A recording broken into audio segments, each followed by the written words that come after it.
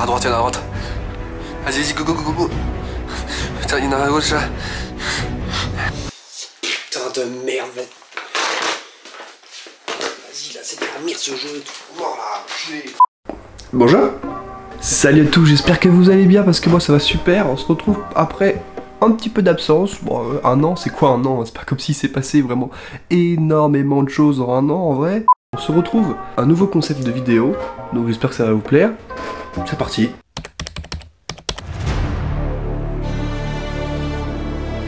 Donc j'ai essayé de changer un peu de concept. Hein, on va pas parler de Marvel pour une fois, on va parler d'anecdotes. Et comme je joue beaucoup à Call of Duty, je me suis dit tiens, je vais taper les petites anecdotes que vous trouvez sur Call of Duty, voir s'il y a des petites pépites. J'en ai trouvé 2-3 qui peuvent être assez sympas. Il y a énormément d'anecdotes de Call of Duty, hein. Bon, je vais pas tous les faire parce que sinon la vidéo va durer 1 heure. Donc j'en ai pris quelques-unes assez sympathiques, je vais pas vous mentir. La première anecdote, il s'agit d'un joueur. On a tous passé des heures à jouer à Call of Duty, des jours, même des nuits avec ses potes, zombies, à vouloir placer des boabs ou des trickshots, etc. Mais est-ce que vous avez fait aussi bien que Okankaya? Okankaya est un joueur australien qui a battu un record assez inédit. Il a juste fait 135 heures et 150 minutes de jeu à la suite sur Call of Duty Black Ops 1. Consécutive, hein. Voilà. Ça s'est arrêté. Si. Il s'est arrêté genre 10 minutes entre chaque heure et encore pour boire son petit café, son petit déjeuner. Voilà, le gars il s'est mis bien.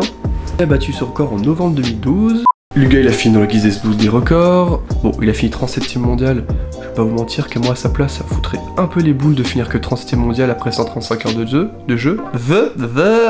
En parlant des joueurs, j'ai trouvé une anecdote assez marrante sur une étude faite par Current Bloodshine.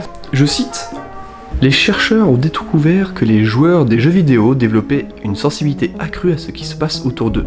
Et cet avantage ne les rend pas seulement meilleurs pour jouer à des jeux vidéo, mais améliore une grande variété de compétences générales qui peuvent aider dans les activités quotidiennes, comme la polyvalence, la conduite, la lecture des petits caractères et le repérage dans une foule et en ville. Ah, c'est pas moi qui l'ai dit, hein, c'est le Current Bloodshine qui l'a dit en 2010. Ah oui, parce que j'ai mes petites notes là, regardez, hop, mes petites notes, on a travaillé la vidéo quand même, on a recherché des choses bien, on fait les choses bien après 1 an de sans travail quand même, faut pas non plus exagérer.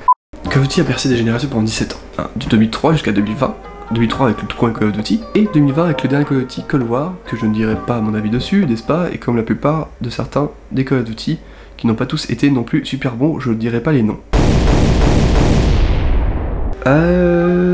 Mais plusieurs Call of Duty n'ont jamais vu le jour. Comme par exemple Call of Duty Tactique, qui devait être comme Call of Duty Global Operation, ou encore Call of Duty David Brigade, devait être un jeu qui se passe lors de la Seconde Guerre mondiale, finalement n'a pas été développé, ou encore Call of Duty Combined Forces, qui n'a jamais vu le jour non plus. Il coûtait trop cher à développement, et ils voulaient se centrer sur un Call of Duty qui s'appelait Call of Duty Vietnam, qu'on a tous, qui a été l'un des meilleurs Call of Duty, pas du tout, il n'est jamais sorti. Un jeu de cartes était prévu aussi, pourquoi pas, fait par Hyperdeck Entertainment. Le but aurait été de déployer des soldats et d'utiliser des cartes d'action afin de prendre le dessus sur son adversaire et gagner le développement. Malheureusement, le développement a été annulé alors qu'il devait sortir en 2008. Malgré tous ces problèmes, Call of Duty a quand même été une licence incroyable. On a tous déjà entendu parler de Call of Duty, on a tous déjà joué à Call of Duty au moins une fois. Que ce soit en mode zombie, multijoueur, ce que vous voulez, Battle Royale en ce moment. Ce qui a aussi beaucoup bercé cette hype de Call of Duty, c'est surtout les cinématiques hollywoodiennes que les développeurs nous ont proposées. Avec bien sûr des voix de stars, ou même des stars qui interprétaient eux-mêmes leurs personnages, et c'est ça qui a fait la force de Call of Duty. Beaucoup de stars sont passées du coup sur Call of Duty, comme par exemple Idris Elba, Timothy Olyphant sur Modern Warfare 3, ou même Gary Oldman. Avec ça, c'est quand même des acteurs assez connus. Ed Harris et Ice Cube aussi ont été dans Call of Duty Black Ops, ou Michael Keaton et Sam Winfield, je ne sais pas qui c'est, qui étaient dans Black Ops 2. Mais bien sûr, Roversion, le premier à avoir interprété un personnage, en tout cas sa voix a interprété un personnage de Call of Duty. Je vous parle bien sûr de Jason Statham pour le sergent Waters. Oui, la plupart ne savent pas qui c'est, parce que la plupart ne sont pas nés à l'époque où le jeu est sorti, parce qu'il date quand même de 2003, et c'est dans le premier opus de Call of Duty. Donc voilà, Call of Duty a renouvelé le genre du jeu vidéo, avec un style très hollywoodien, que ce soit pour les cinématiques ou même pour le scénario, avec des BO incroyables, comme avec les Rolling Stones dans Black Ops ou même Eminem. Enfin bref. Call of Duty reste quand même l'une des meilleures licences de jeux vidéo, même s'il s'est fait incendier ces dernières années.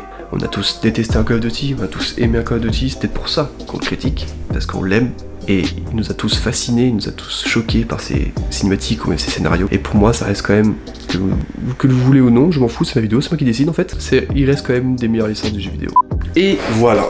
J'espère que cette vidéo vous aura plu en tout cas, hein. C'est un nouveau concept que je vais essayer de faire. Après je vais pas faire que ça non plus, moi ma chaîne, il n'y a pas des trucs précis dedans, c'est un peu un fourre-tout. Donc il y aura sûrement du jeu vidéo, il y aura sûrement du vlog, ou même des vidéos comme ce genre là, sur des anecdotes, que ce soit pour les jeux vidéo, ou même sur YouTube, ou sur des films, etc. Enfin à peu près tout. Donc dites-moi si ça vous plaît. Donc n'hésitez pas à laisser un petit like, bien sûr, un petit commentaire, et de vous abonner si ce n'est pas fait, hein. Et je vous dis à très bientôt. Salut, au revoir.